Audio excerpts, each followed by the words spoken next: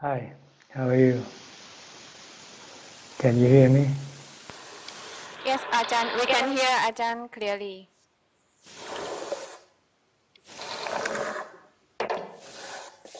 Can I'm Ajahn see using, us? Yeah. yes, I'm using tablet today with a headphone.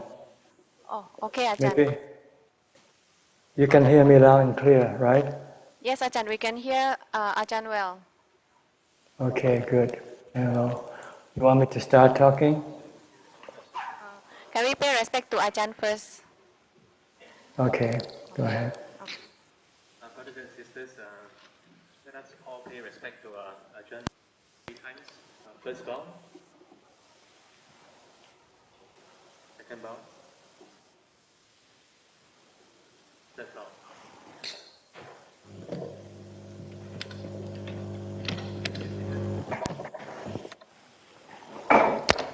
Okay, I have to adjust my camera stand. Yes, Ajahn. Okay, this is better than last time, right? Yes, Ajahn, much better. Yeah. So we are ready, Ajahn. Okay. Sadhu. How many of you are here tonight? Tonight is about 65 for now. Maybe some will come late, a bit later, Ajahn. So for now it's 65. Wait, I'm speaking to you, Anna. Yes. Yes, Ajahn. Okay, now I can see you.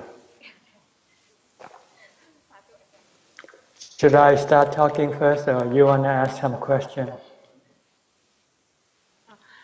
Maybe Ajahn start to give some Dhamma teaching first, then we have questions later, Ajahn. All right, I'll start. Okay, Ajahn, Sadhu. Like I said last time, when we listening to the Dhamma talk, we should concentrate on just listening. Don't pay attention to any other thing. Don't do anything. Don't talk, and don't think about other things. Just focus your attention at the Dhamma that you are listening. If you can do this, you will absorb the Dhamma into your heart. In listening to the Dhamma talk, you can achieve two different goals. One, if you cannot understand what you are listening, but you concentrate on listening to the voice of Dhamma, the voice of Dhamma can calm your mind, make your mind calm and peaceful. But if you understand the Dhamma talk, the reason, this and that, the cause and effect, then you can gain panya or insight or knowledge. The knowledge in Buddhism consists of 3 levels. The first level is called Sutta Maya Panya, knowledge that you learn from listening to a Dhamma talk. The second level of knowledge is called Cinta Maya Panya. This is the knowledge that you acquired by contemplating or thinking about Dhamma. And the third level of knowledge is called Bhavana Maya Panya, meaning the knowledge that you apply in eliminating your mental suffering, your stress, your anxiety and worry. See, the knowledge that you acquired from listening is not strong enough yet to eliminate the stress, the suffering in your heart. What you have learned, what you have heard, the next step is to contemplating these things that you have heard, so it stays with you in the mind. Once it stays with you in the mind, when you want to apply it to your elimination of your suffering, you can readily do it. Like what we have to think constantly or contemplate all the time is the impermanent nature of things. That things are not permanent. They don't last forever. Sooner or later, they will leave you or you will leave them. There will be separation from things and from people that you love. If you're not ready, if you're not prepared yourself for this happening, when it happens, it can cause sadness, sorrow, lamentation in your heart. But if you constantly minding your mind, reminding yourself that we live in the impermanent world in which there will be separation, if we just keep on reminding the mind of this, we will then not forget. We will prepare the mind for the separation. When the separation happens, the mind will not be affected. The mind will just be calm and peaceful, acknowledging the truth that sooner or later we will all have to go our different ways. Like the mind and the body comes together at the time of conception, and it stays together in the womb of the mother. Then after that, it comes out of the womb. I should say they come out of the womb, both the body and the mind. And the mind is the master. The body is the servant. The mind directs, tells the body what to do. Like tonight, your mind tells your body to come to Wat Palelai. If you don't tell the body to come here, your body will not be here. If you tell the body to go to your friend's house instead, then the body will be at your friend's house and not at Wat Palelai. So the mind is the master, the one who controls the body. But it can only control the body to a certain extent. There are things in the body that the mind cannot control. That is the process of aging, sickness, and death. This is something beyond the ability of the mind to control the body. If the mind clings to the body and has desire for the body to last forever, to not get old, to not get sick, when the body gets old, gets sick, or die, the mind will be unhappy. The mind will be strongly affected. Some people, when they get cancer, terminal cancer, and the doctor tells them that they only have 3 months to live, the mind already lost the appetite to live. In fact, the body can still last for another 3 months. And there are lots of things that you can do in 3 months' time. But when people don't have the Dhamma, they don't know how to cope with this situation. All they could do was either looking for ways to kill the cancer. If they can't, sometimes they want to end their life because they don't want to go through the physical pain. But if you have studied the Dhamma and have learned how to cope with the aging, sickness, and death of the body, you will not be affected by the happening of the body. So this is where we come to do. What we come to do is to train the mind to cope with the eventuality of the body. That one day the body will have to get old, one day the body will have to get sick, and it will be painful. But the mind can rise, can transcend above this sickness, this physical pain, if the mind knows how to stay calm.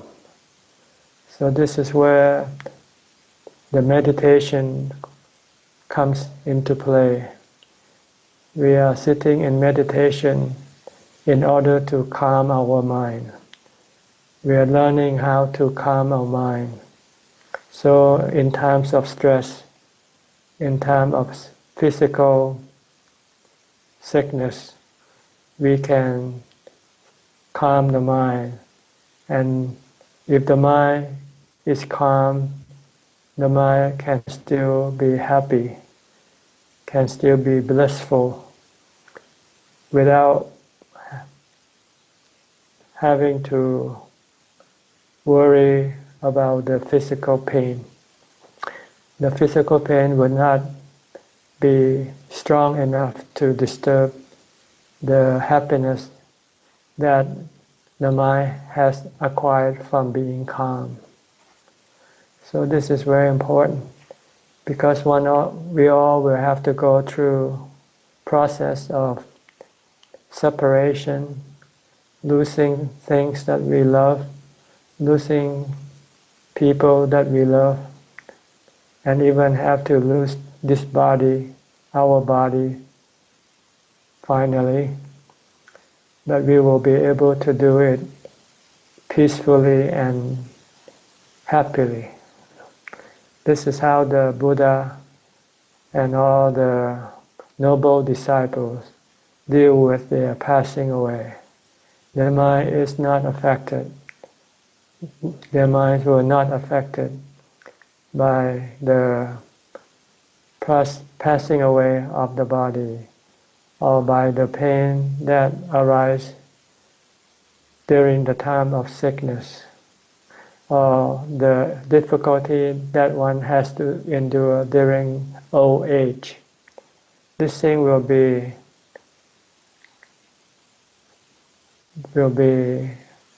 considered to be minimal,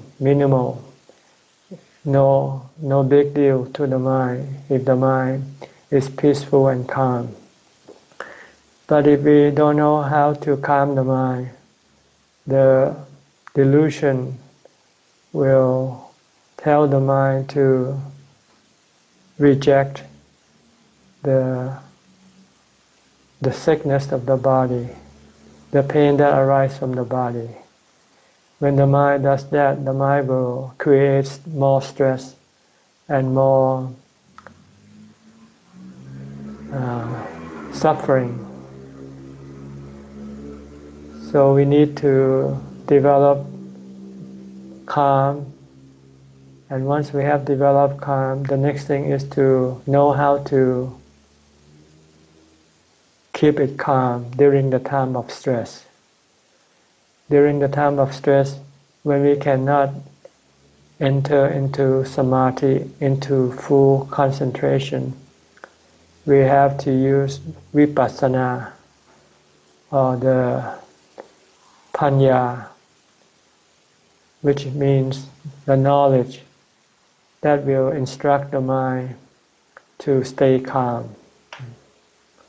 The knowledge that will keep the mind calm is the fact that everything is impermanent. Everything is beyond our control. We cannot do anything when things go beyond our control. The only thing we can do is to be calm.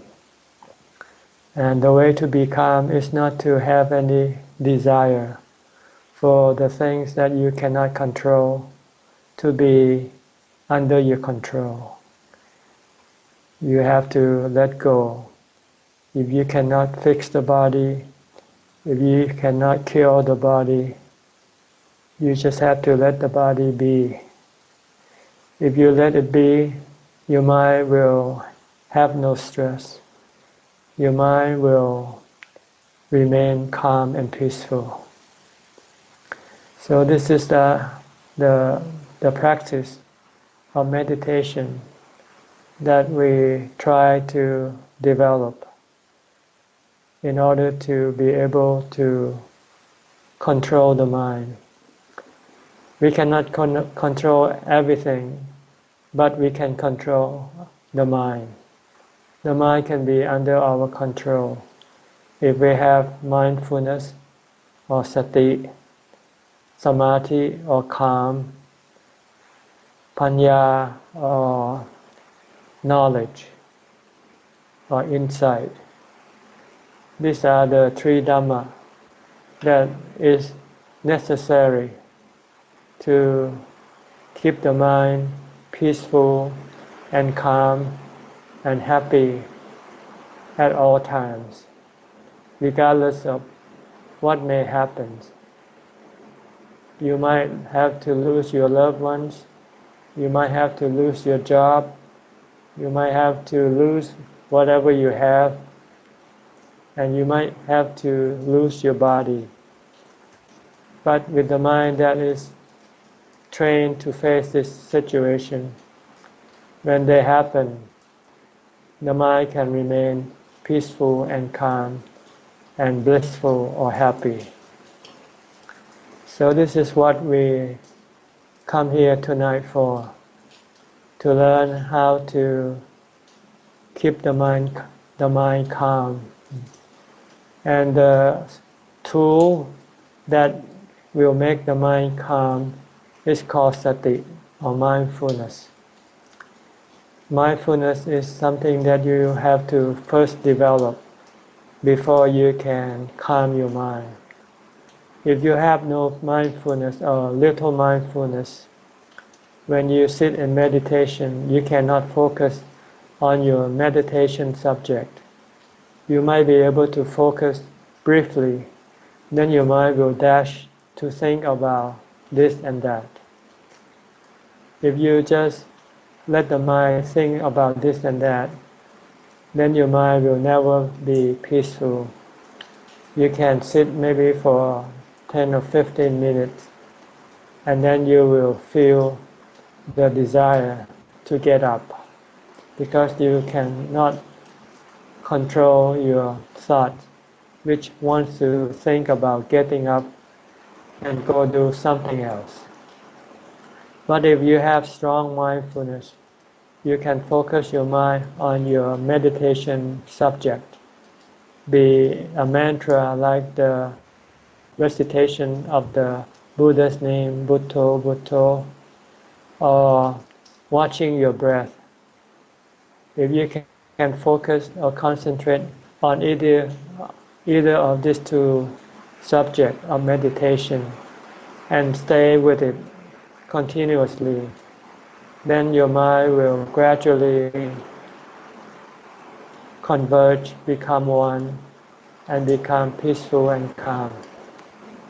When the mind has totally converged, then you don't need to maintain your meditation subject anymore, because the mind has already stopped thinking. So this is where you have to try to achieve from your meditation. But before you can achieve this, you must try to develop meditation before. I'm sorry, I mean you have to develop mindfulness before you sit down and meditate. You can develop mindfulness all day long, not all the time that you are awake. From the time that you open your eyes, you should start your mindfulness. Be it on a mantra. If you use the mantra, then start reciting Bhutto, Bhutto. Don't allow your mind to think about this and that, unless you have to think of something that you have to do for the day, like planning your activity for the day. You can then stop your mantra temporarily and think about what you have to do. Once you have done that, then you should stop thinking and come back to your mantra, come back to your Bhutto, to your mental recitation. Just recite Bhutto, Bhutto mentally while you get up, go to the bathroom, to wash, to get dressed, to go out, to work. Be mindful, have Bhutto all the time while you do these activities. Because you don't have to think. If you have to think, it's very briefly, like putting on your shirt, putting on your clothes. You can use Bhutto all the time until the time you have to work and you have to think about the work that you have to do. Then you have to stop reciting Bhutto until you finish doing whatever you have to do. Once you don't have to think about your work, then you should come back to your mantra, to your mental recitation. Keep reciting Bhutto, Bhutto, Bhutto. If you can maintain this level of mindfulness, when you sit in meditation and focus on your meditation subject, if you use the mantra, you can continue on with your mantra if you like. If you want to use your breath as your meditation subject, you can also do that. You can use either one of them. If your mindfulness is strong, the mind will not go think about other things. It will stay with your mantra, or it will stay with your breath, and it will gradually become calmer and calmer, and eventually it will stop thinking. Sometimes it can even separate from the body. The body will disappear from the awareness. All you have is the knowing, the knower. But there's nothing to know except emptiness and peace and neutrality of mind. No emotion. The mind is completely neutral. No like or dislike. This is the result that you will get from sitting, using mindfulness to keep your mind focused on your meditation subject. Once the mind becomes peaceful and rested, let it rest for as long as possible. Don't do anything with the mind except maintain your mindfulness. Maintain your awareness of the state of mind at that time. If you should see or hear things in your meditation, don't pay attention to them. Keep paying attention to your meditation subject. When you, if you don't, you can be misled. What you see or what you hear, although it might be interesting or wonderful, it is not beneficial to the mind because it will make the mind active again, makes the mind have desire, makes the mind not discontent. So you must try not to pay attention to whatever might come up during your meditation. You should just keep on focusing on your meditation subject until the mind finally converge to become one, to become the knower, to be peaceful and calm, and have nothing to experience, nothing to see or nothing to hear. Then you should let the mind remain in that state for as long as possible, because it will strengthen your mind. It will give your mind the strength to resist your desire when you come out of your meditation. The longer you stay in that state of peace of mind, the stronger will be your resistance to your desire. This is the prerequisite to the development of vipassana bhavana or insight meditation. Insight meditation you do when after you come out of your samadhi, come out of your state of calm. When your mind withdraws from the state of calm and start to think, start to receive knowledges that come through your senses, like your eyes, ears, nose, tongue, and body. When you see things, when you hear things, your mind will start to have desire for them, either desire to have them or desire to get rid of them. When that happens, you must use vipassana knowledge, the knowledge that the Buddha teaches us to develop, is to leave everything alone, because they are harmful to the mind. Whether you like it or dislike it, you have to leave them alone. Don't have any desire for them. If you have desire for the things you like, you will have to go chase after it. And when you get it, it will only give you a temporary happiness. Then it will disappear.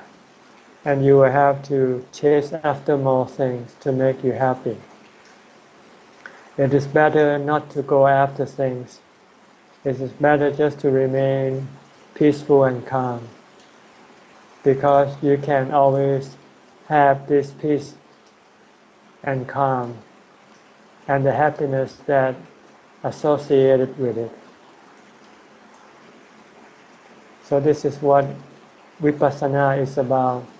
It's about teaching your mind not to seek happiness with things, with people, with what you see, with what you hear, with what you feel, what you touch, what you smell, or what you taste, because they are temporary happiness, and they can become miserable when you cannot get what you want.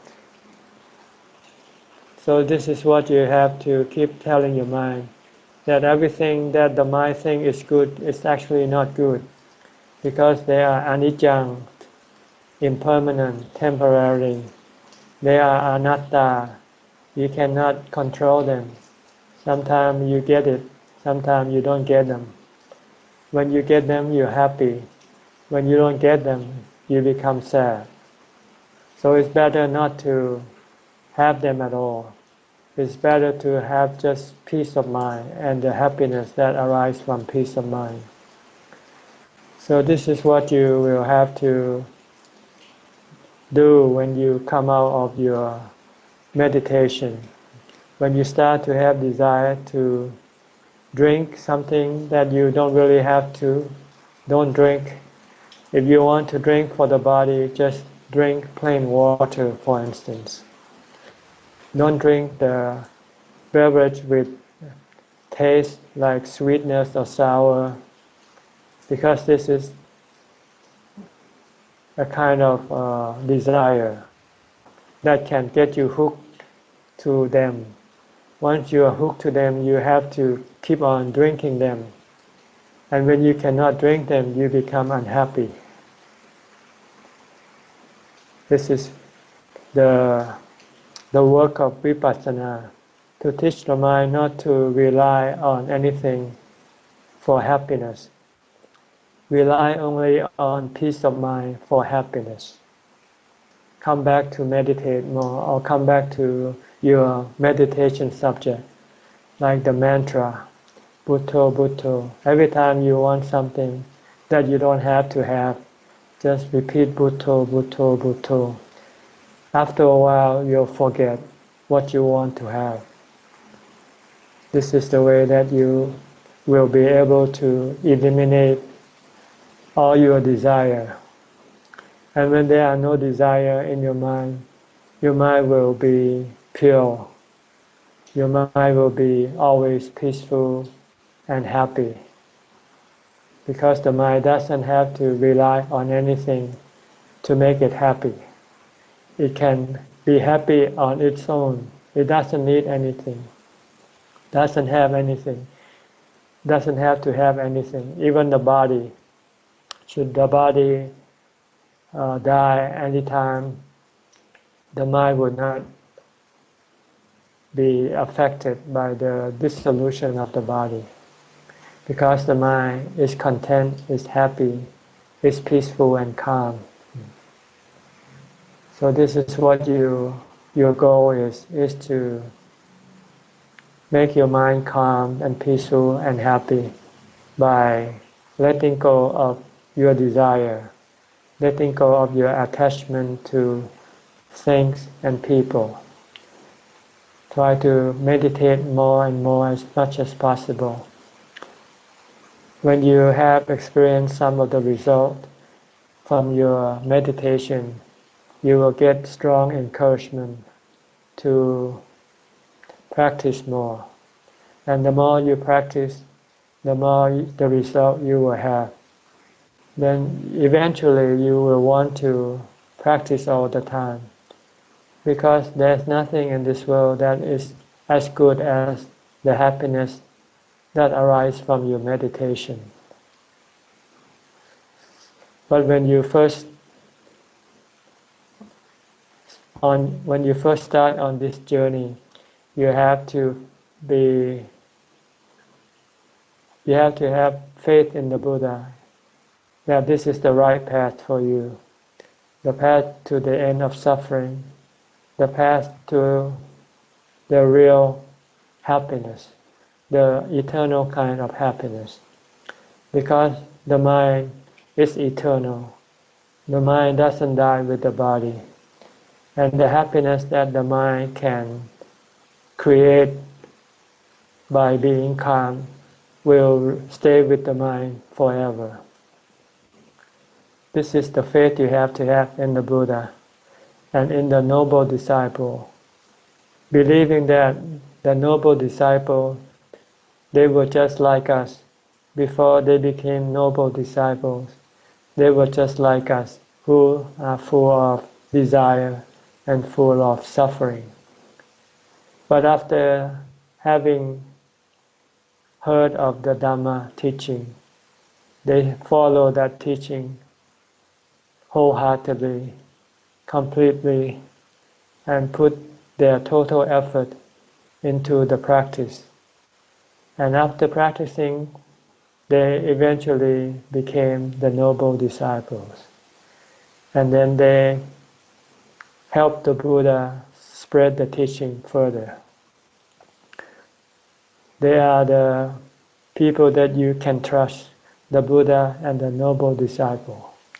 Anytime you have any doubt, go to their teaching, study their life, their biography, how they live, how they struggle with their problems, how they solve their problems. Use their way, use their example. Every time you feel discouraged, the Buddha said you should reflect, you should think of the Buddha and the noble disciple, or think of the Buddha's teaching. Then you will become encouraged again. Every time you listen to a Dhamma talk or read Dhamma books, you will be energized. You will have the energy to practice more. So it's important that you should keep studying the Dhamma teaching on a regular basis. Listening to Dhamma talks, read Dhamma books, especially the books written by the noble disciples, the books that the Buddha himself taught. Because if you read books that are written by other people who hasn't become enlightened yet, they can mislead you because they themselves don't know the real truth yet. So you have to be discriminating when you study the Dhamma teaching. Make sure that you get from the original source, from the enlightened ones themselves. Like all the suttas, the discourses, they are the words of the Buddha. They are the words that you can trust, you can follow. You have to keep studying because you can forget if you only study once in a while. And then you can misinterpret the teaching. But if you keep studying the teaching as well as practicing, this thing has to go together. You don't study first, then practice separately. No, you have to do both. You study, you listen to a Dhamma talk, then you apply it in your practice. Then after a while you come back and listen to more Dhamma talks, and then you will gain more knowledge. You will understand better, deeper, the differences, the different ways of practicing. And if you have questions, you should seek the advice of the ones who have the experience. If you seek from someone who doesn't have experience, they can mislead you because they themselves don't know the answer. But they don't want to say no, that they don't know. So they might tell you something that they think might solve your problem, but that's not good enough. You should ask from someone who knows, who have the experience. They can tell you the correct answer, the correct way of overcoming your problem. So I think for tonight, I've spoken quite enough, and I will let you have questions. Okay, Ajahn, Sadhu Ajahn. So for my brothers and sisters in the Dhamma, if you have any questions about this talk, you can ask as well. In the meantime, I have questions, Ajahn. Is it possible to reach the highest stage of noble attainments by keeping only the 5 precepts? Thank you, Ajahn. The 5 precepts is not enough. In order to achieve any result from your meditation, you need at least the 8 precepts, because the 5 precepts cannot get rid of your hindrance, the kama, chanta, your sensual desire, your desire to see, to hear, to smell, to taste, and to touch. But when you take up the 8 precepts, then the 8 precepts will tell you to stop this desire. Like when you have the desire to sleep with your husband or your wife, if you take the 8 precepts, then you cannot do it. Then you will have the time to meditate. If you keep the 5 precepts, you are allowed to sleep with your spouse, but you will lose precious time. You won't have the time to meditate. And after your sexual activity, you'll be too tired.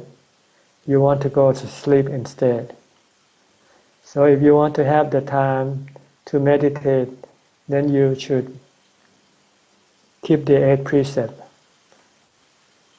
Besides the desire to sleep with your spouse, you will also have the desire to watch movies, entertainment, or desire to go outside, to go to parties, to meet friends, to do all sorts of activities.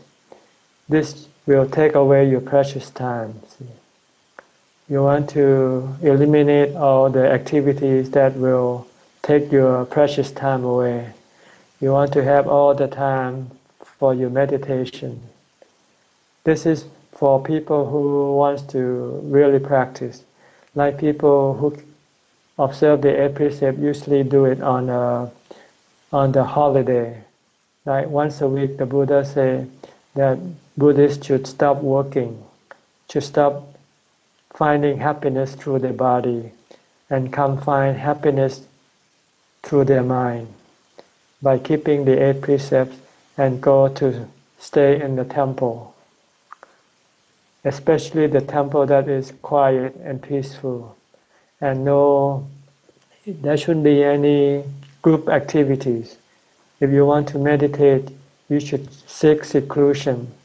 You should be alone, because then it will be easier for you to develop mindfulness, and you can pick the time you want, whether you want to walk or sit. But if you have group meditation, you have group activities, then you have schedule that will interrupt your individual practice. So it's better to practice individually if you want to advance quickly. But when you first start, you might have to start with group meditation like you're doing tonight. That's because if you're alone, you don't have the willpower to force yourself to meditate. So you have to drive half an hour to the temple in order to meditate. But once you know how to meditate, you can meditate at home. Just go into a room where you can be by yourself and meditate. You don't have to drive all the way to the temple. But coming to the temple may be good if you want to listen to the Dhamma talk, if there's one. Or if you cannot force yourself to sit alone yet, then you might need your peers, your friends, to accompany you, to give you the willpower to sit.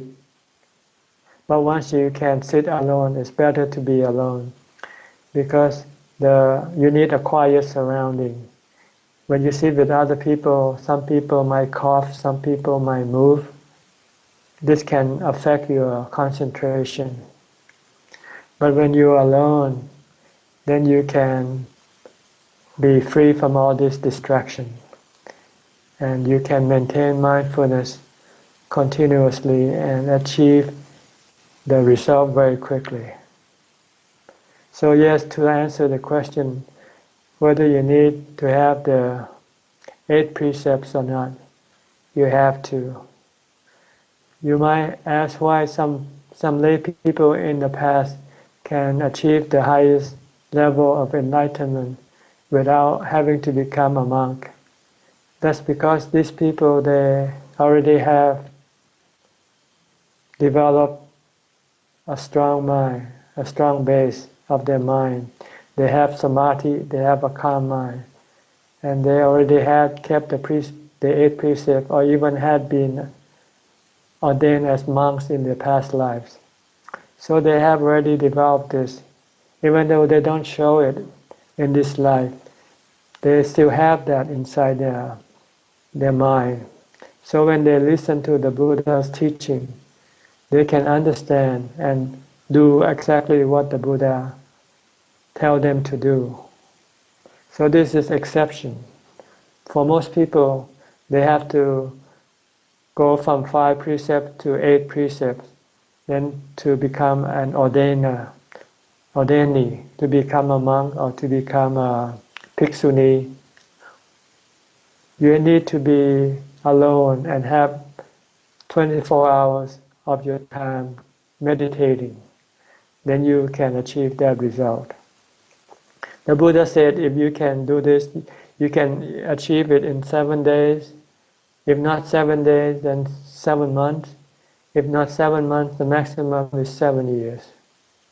But you have to be living like a monk, have no other activity except meditation and development of insight or vipassana bhavana. This is my answer to your question. Okay, Ajahn, thank you. So the next question is how much concentration is required for one to develop real insight in the practice and to attain at least stream entry? Well, your mind has to enter the 4th jhana when it becomes totally detached from the body. Then it can see that without the body, it can still be happy. Once it understands this truth, then when it comes out of this jhana, this 4th level of jhana, we call appana samadhi, then it can instruct the mind to relinquish the body, to leave the body alone. See, because it knows that it can be happy without the body. So after you come out of this 4th jhana, then you tell the mind to leave the body alone. Should the body get old, leave it alone. Should the body get sick, leave it alone. Should the body be painful, leave it alone.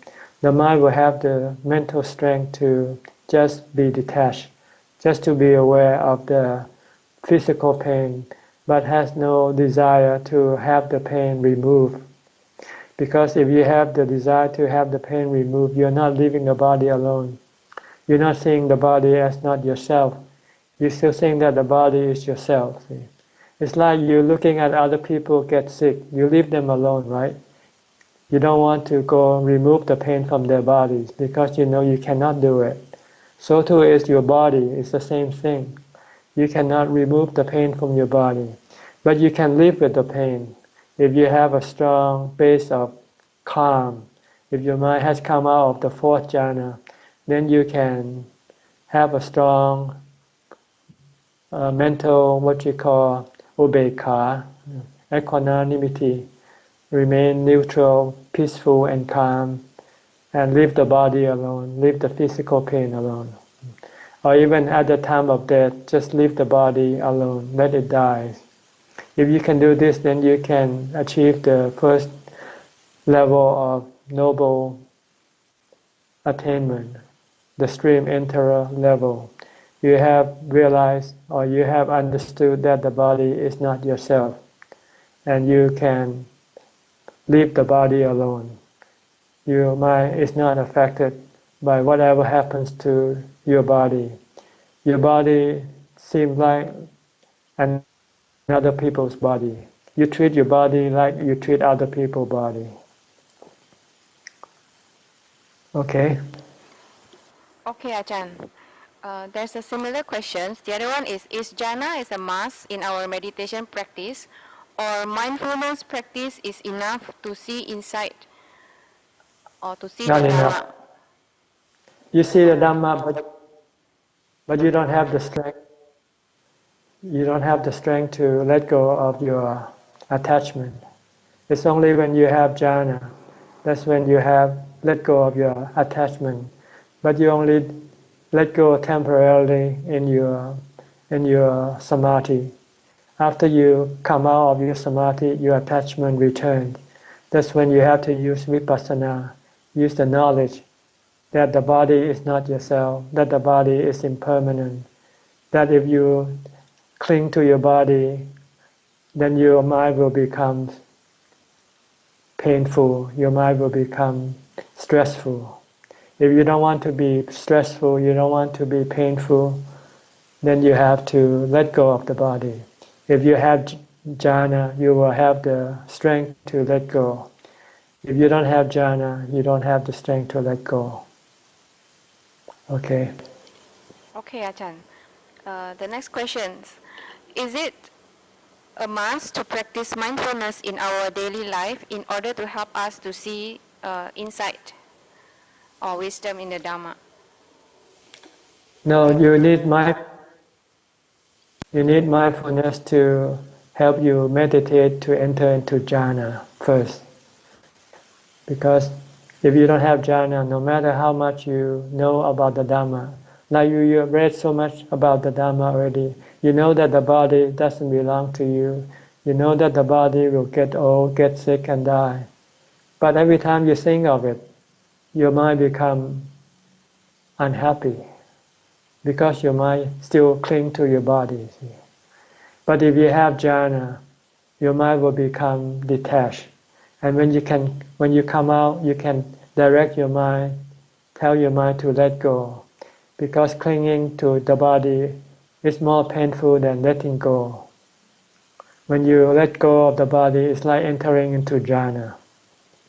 When you cling to your body, it's like holding on to a hot coal, a burning coal, which is painful. You can see the difference if you have the jhana. If you don't have a calm mind, a peaceful mind, a jhana mind, you cannot see the difference between clinging and unclinging, between attachment and detachment. Understand? Okay, Ajahn. The next question. How do we know when our mind is calm enough to practice contemplation, and how and what do I do to contemplate to develop wisdom? Like I said, jhana is something that you will know right away when you have found it. It's something out of this world. It's something that you would have never experienced before in your life. You have to, sometimes it happens when your mind just suddenly drop, like falling from a tall building, falling into a well, then become still, peaceful and happy. For most people, the first time will be briefly, very, it happens suddenly and then it will return back to normal right away. But at least you could feel the happiness that you have experienced, even though for just a moment or so. But if you continue on to meditate more and more, I mean almost all day long, either sitting or walking, then when you sit, your mind will become peaceful and calm, enter into jhana for longer duration. The longer the duration, the stronger the ability to detach, to let go. So this is what you have to develop first. Once you have this ability, when you think of the body as impermanent, as something that doesn't belong to you, that if you cling to the body, you will cling to a burning fire. You will see this, and then you will want to let go of the body. When you let go, you'll find that the body return into jhana, into peace, into happiness. So this is the level of jhana that you have to develop. Okay, Ajahn. So the next question is, mindfulness and thinking is not the same. Can please Tan Ajahn elaborate on this? Mindfulness is to be aware of one subject, one object, like a mantra, Bhutto, Bhutto, or being mindful, aware of your body activity from the time you get up. As soon as your body rise from your sleeping position to sit down, to stand up, to walking, your mindfulness will have to be there right away.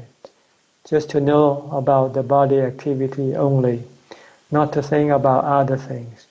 If you think about other things, then you're not mindful of your body anymore. Or you can be mindful of your mantra by reciting Bhutto, Bhutto, Bhutto during your activity. This is being mindful. Thinking is like you think about what to do, where to go. This is thinking. Thinking can be good and it can also be bad. But for most people, we usually think about bad things. Think about hurting ourselves. What do you mean by hurting yourself? I mean thinking about greed, hate, and delusion.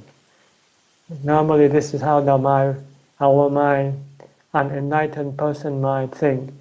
When it sees something, it wants to have it, right? It wants to possess. It wants to cling to them. See, this is bad thoughts. To think good thought, you should. When you see something you like, you say no. You should not have it, because it is impermanent. It can cause you suffering, because you will be possessive. You will be attached, and when you lose that thing, you will become unhappy. So this is what you have to train your mind to think in a different direction, not possessing, but letting go, giving up. But normally it's hard to do if your mind has no calm, no jhana, because you have nothing to replace the kind of happiness that you seek from things. But when you have jhana, when you have happiness inside your mind, then you can tell your mind not to get this or that thing, to have this or that thing, not to possess anything, because you have a way of making yourself happy without having to have those things to make you happy anymore. Okay. Okay, Tan Ajahn. The next question will be, in order for one to gain any significant improvement in one's own meditation practice, generally how long, in terms of how many hours per session that, or how frequently that this practitioner have to do meditation? Is there any general guideline for this, Tan Ajahn? Thank you. I think there's a saying. I say, practice make perfect. So the more you practice, I think, the more you'll become perfect. So the Buddha said you have to strive, you have to have virya, diligence to practice. The more hour you put in, the better result you will get eventually. It's just like a sport.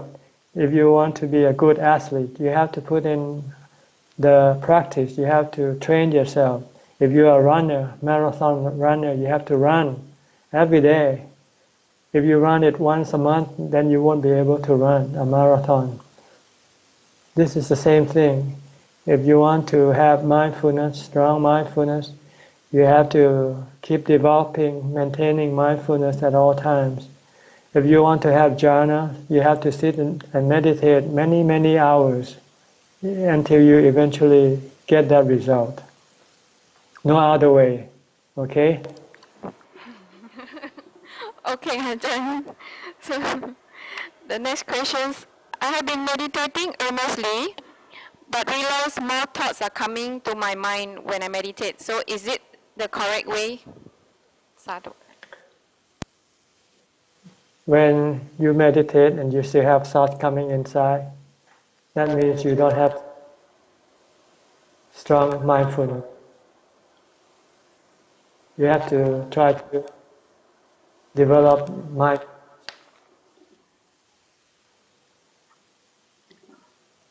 Okay.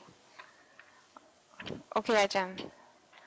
So the next question is, how much sleep typically should a yogi have? I think you should first turn off the speaker. Oh, can't hear, is it, Ajahn? Sorry, Ajahn. No, I can hear you, but there's feedback. Oh, okay. So, is it better, Ajahn? No, just like when we started. Before I talk, when I talk, I did not hear my voice. Yeah. Okay. I'll turn it off. Right. Can you hear me? Yes, Ajahn. Oh. What is the question again? I forget. Okay. How much sleep typically a yogi should have? Normally, the Buddha said 4 hours a night. From 6 to 10 o'clock, you meditate. This is he teaches the monk, not the lay people. From 6 to 10, monks should meditate, either walking or sitting. And then from 10 to 2 o'clock, monks take a rest, go to sleep, reclining on the right side of the body, called the lion's posture. And before go to sleep, maintain mindfulness, reminding the mind that as soon as the body wakes up, he should get up and start practicing again. So he'll sleep until about 2 o'clock in the morning. And from 2 o'clock he should start meditate by sitting and walking until dawn, until the time for going to Bintabata, going on alms round, which is about 6 o'clock, from 2 to 6. This is not the normal length of time that the Buddha recommends for monks to sleep. Some monks sleep even less. Some monks take the tree posture, dutanka. That is not to lay down, just to stand, sit, or walk. And if he should fall asleep, he should be in either one of these three positions. By maintaining this kind of observance, you will force the body to sleep very little, maybe 1 or 2 hours. If you sit and sleep, you don't sleep for a long time. Then you will have more time for your practice. In order to be able to do this, you have to sleep. You have to eat very little, because the more you eat, the more you want to sleep. The less you eat, the more alert you become. Some people fast for days, 3 days, 5 days, 7 days. Then their mind become very alert and they don't need to sleep a lot. But when you eat a lot, you become drowsy right away after you finish eating. And you don't want to do anything but seek the pillow. Okay? Okay, Ajahn. So the next question is, in the sutta, it is written that one should seek seclusion by going into the forest to look for the caves or sit under the tree. So I suppose that is for the monastic or for the monks. So for lay people, how do we apply this? Maybe by staying or practicing alone at home, is it okay, Ajahn? If you can have a room to yourself, if you have air condition, just shut the window, shut the doors, and turn on the air conditioner. And then you put a sign outside, do not disturb. Turn off your phone, turn off everything that can disturb you. Then it's like being in the forest.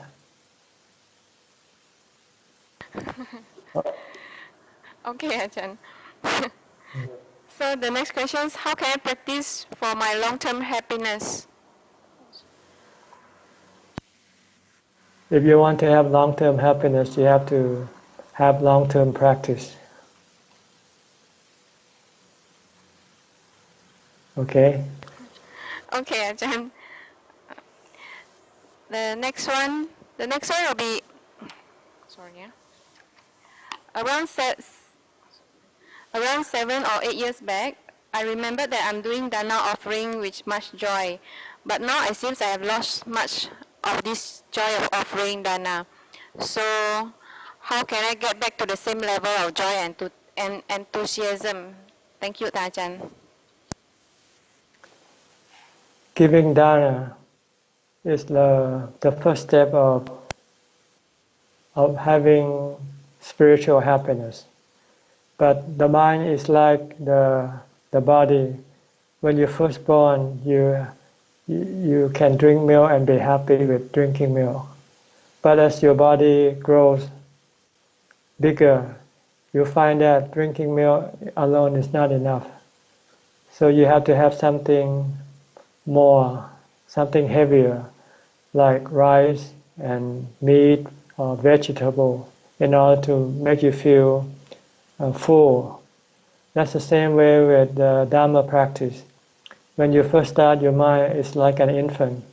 So when you give dana, you feel very happy.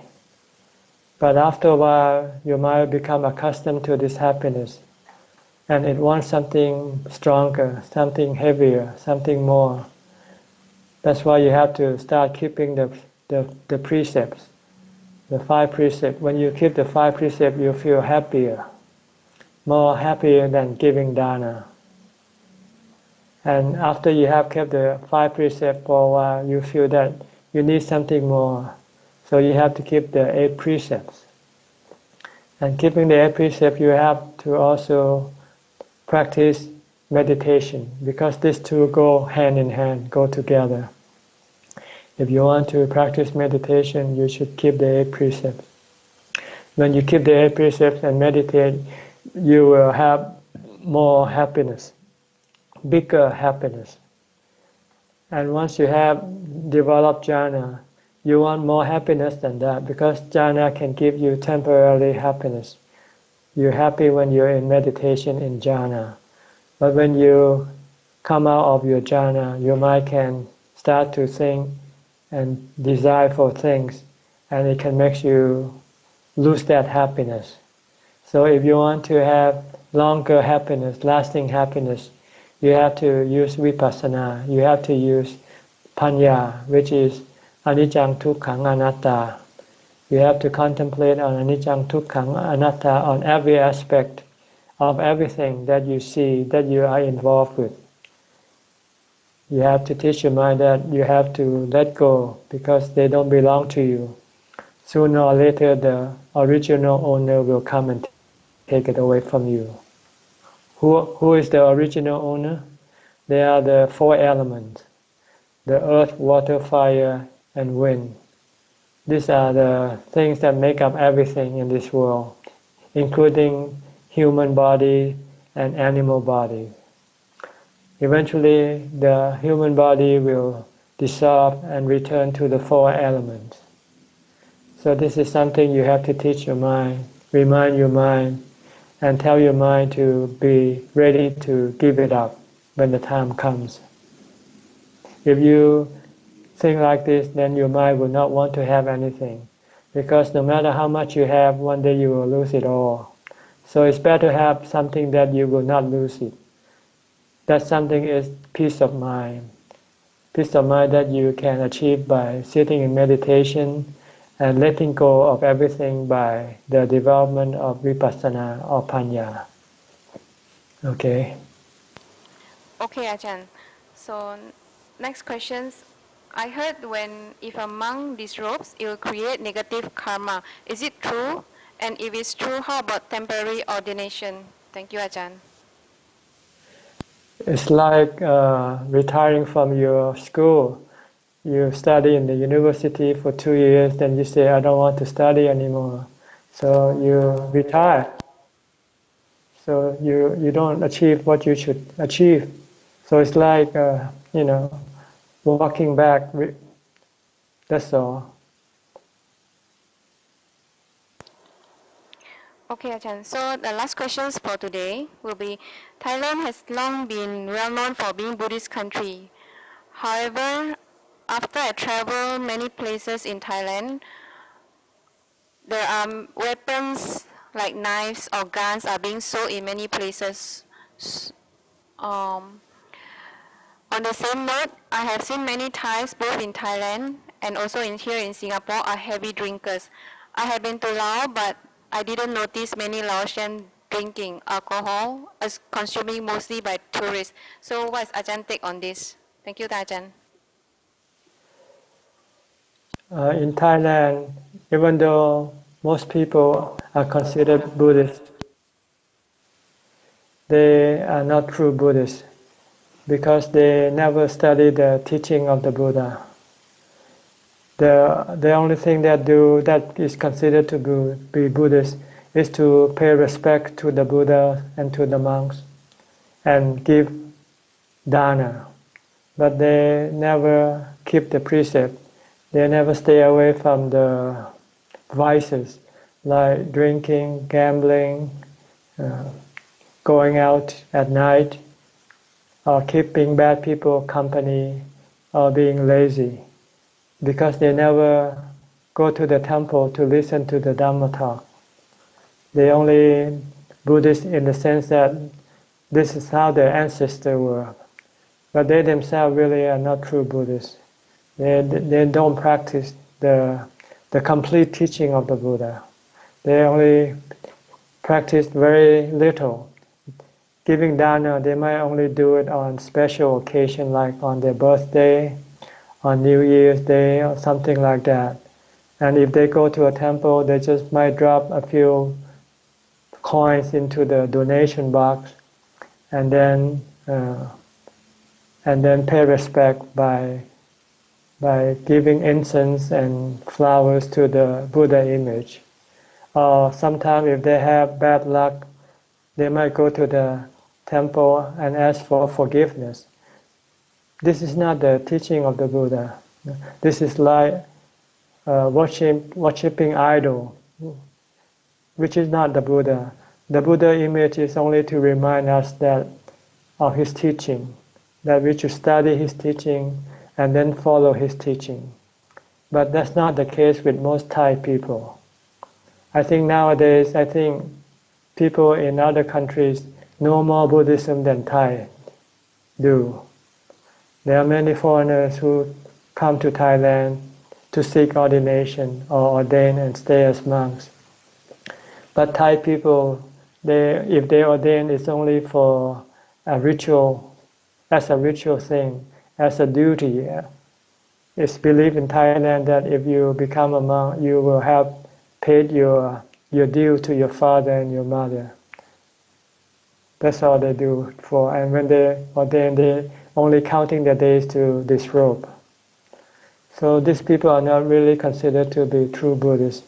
They don't keep the precept on the regular basis. They don't practice meditation. They don't study the Dhamma. They don't listen to the Dhamma talk. So this is what you get when you don't follow the Buddha's teaching.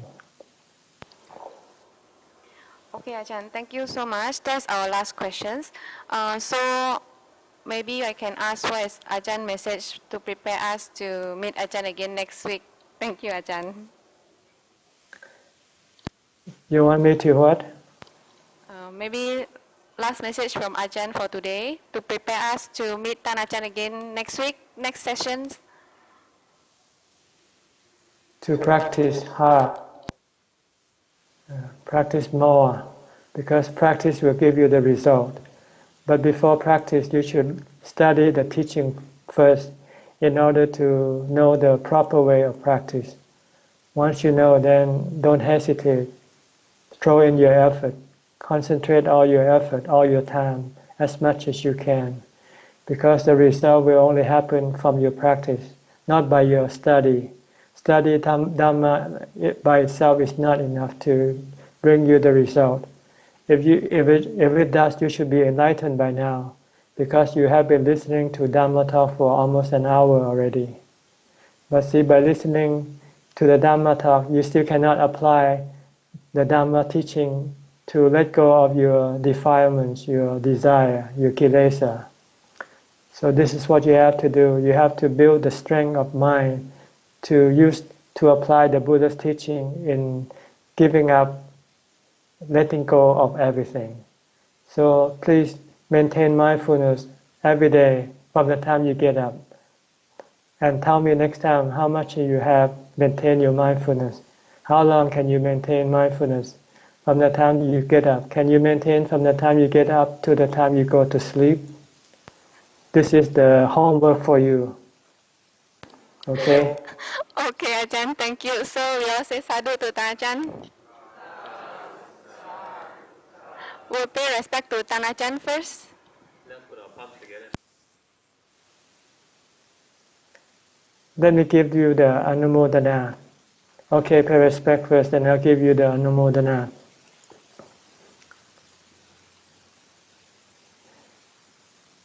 Yā thā vāri vāha purā pari purenti sākarang eva meva ito tinang petanang upakapati ichitang patitang tumhang kipameva samicchatu sapphe purentu sankapa janto panaraso yatha manichoti araso yatha sappitiyo vivachantu sapparo vinassatu ma te bhavatavantarayo sukhiti khayuko bhava apivatanasi litsa niccang vuttha pacayino jataro dhamma vatanti ayuvano sukhang phalang.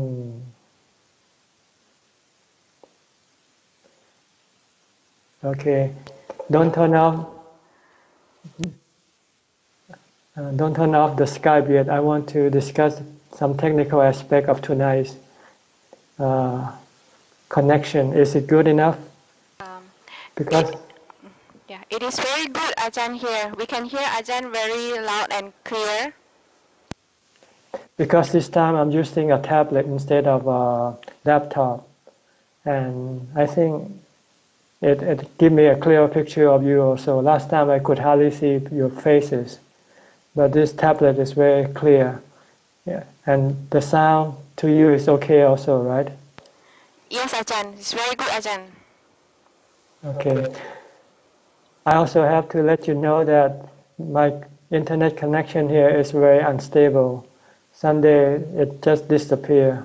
So should there be no connection through the internet, then I'll call you on the phone instead. And you can connect the phone to the speaker. And you can still hear me.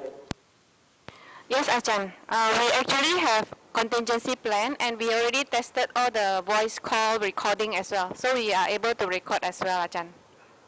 Okay, and if you want to see my face, just project a picture of me onto the screen.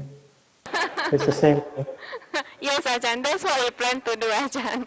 But we hope the transmission is good for the next few sessions, Ajahn. Okay. Well then, good night to you, all of you. Sleep well. Good night, Ajahn. Sadhu, Ajahn. Thank you so much.